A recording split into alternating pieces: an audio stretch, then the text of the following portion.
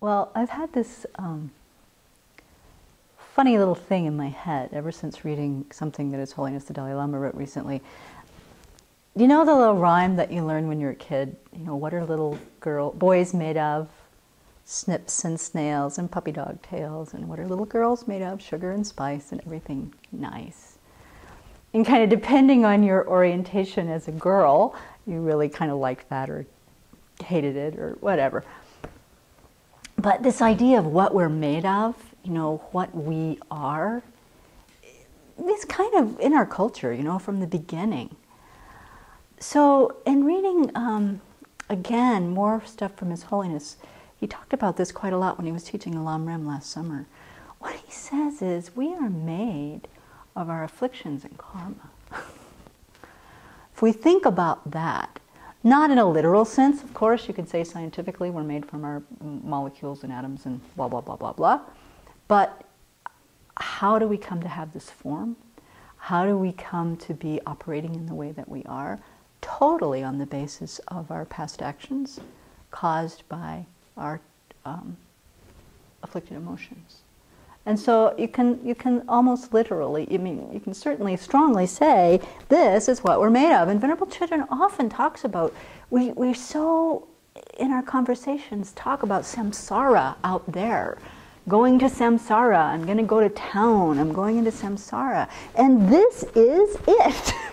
This very flesh, blood, bone, teeth, hair, all of this is actually what we are made of. And it is samsara. This is our samsara. And since we are made from our afflictions and the tainted karma that comes from our afflictions, then the very kind of milieu is, we have tendencies to continue those things. I mean, to quote His Holiness literally, he says, because our body itself is born from afflictive emotions and karma, it is naturally at odds with achieving virtue.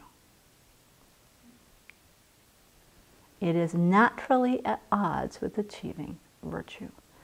So this doesn't mean that our pure, clear minds aren't there. It's not negating that piece of information. But what it does say to me, what I've been thinking about a lot, is that when I am on autopilot, my autopilot naturally is creating more tendencies to continue in cyclic existence.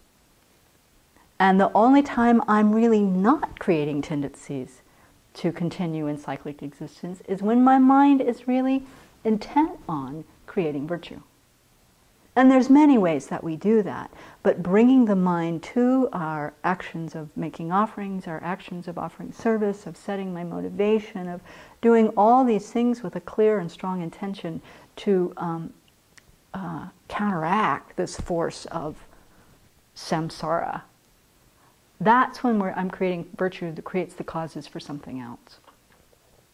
Otherwise, and this is actually our pervasive suffering. This is what, I mean, Jeffrey Hopkins calls it our pernicious suffering. The destructive, never-ending kind of suffering is really on the basis of having this body and mind.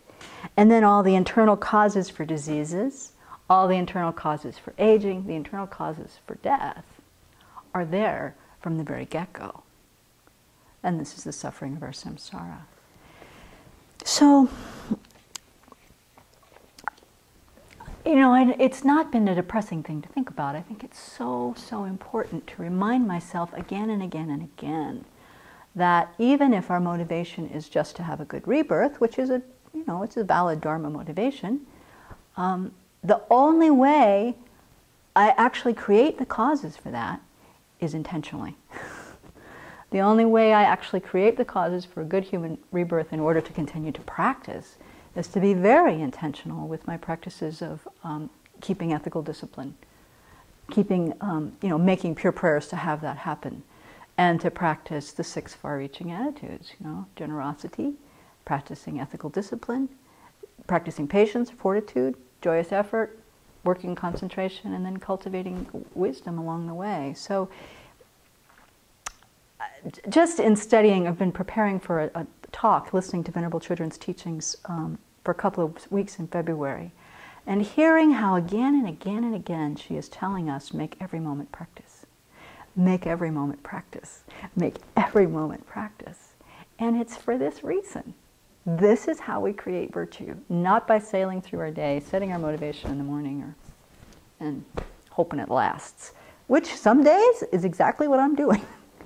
So I just bring it to our intention to remind us again and again and again that this is our samsara, right here, right moment by moment. And we can change it. It's clear we can change it. And the way we have to change it is with intentionality and with a good, clear motivation to bring virtue into everything that we do.